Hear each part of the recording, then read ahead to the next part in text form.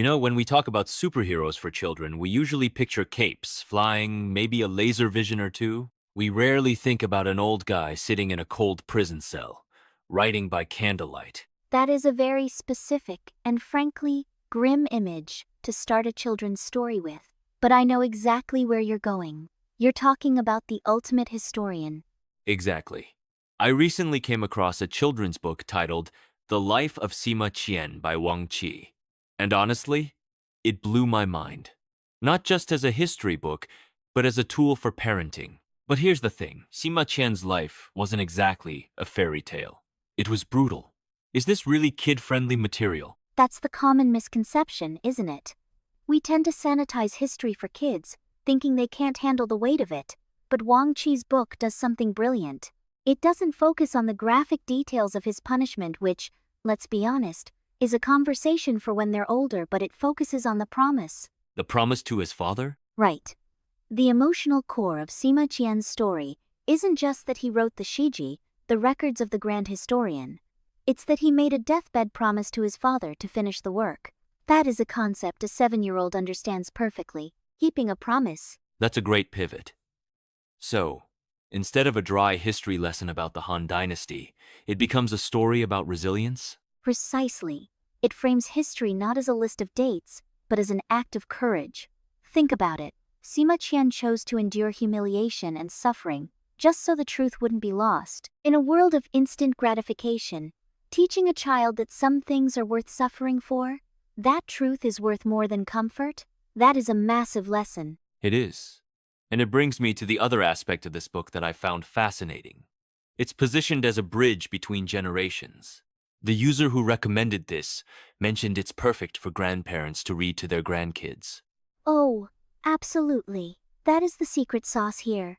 You have to imagine the dynamic. You have a grandparent who likely grew up revering Sima Qian as a cultural icon. Then you have a grandchild who might be more interested in video games. This book provides a shared language. It's like cultural transmission in the form of a bedtime story. It is. When a grandfather reads this to a child, he isn't just reading text. He's adding his own commentary, his own pride. He's saying, "Look, this is where we come from. This is what our people value." It turns reading into a ritual of identity. It's not just about literacy, it's about legacy. I love that. It stops history from feeling like homework. But let me play devil's advocate for a second. Sima Qian wrote thousands of years ago. Does his story actually hold up for a modern kid living in a digital world? More than ever. Look at what Sima Qian actually did. He didn't just write about emperors and winners. He wrote about assassins, jesters, merchants, and failures. He humanized everyone. In the digital age, we are obsessed with curated perfection, right? Instagram lives, filtered photos. Sima Qian was the original anti-filter. He wrote the gritty, complicated truth. So, you're saying he was the original investigative journalist? In a way, yes. And Wang Chi's book captures that spirit of curiosity. It teaches kids that history isn't just what the king says it is. History is what actually happened to real people. It encourages critical thinking. If you can get a child to ask, "Why did he write that?" instead of just accepting it, you've won. That's deep. It's almost philosophical. It's teaching kids that the pen or the brush, in this case, is a weapon. A weapon against forgetting. And that's why I think this specific book works. The illustrations usually help soften the blow of the tragedy, making Sima Qian look noble rather than just tragic. It invites the child into the world of Chinese aesthetics and culture without overwhelming them. It's interesting you mentioned the aesthetics. It seems like a soft entry point for parents who want to share their cultural heroes, but don't know how to start. Exactly. You can't just sit a kid down and say, "Respect your heritage." That means nothing to them. But if you show them a hero who fought with words, who traveled the country, who stood up to an emperor, suddenly, heritage is cool.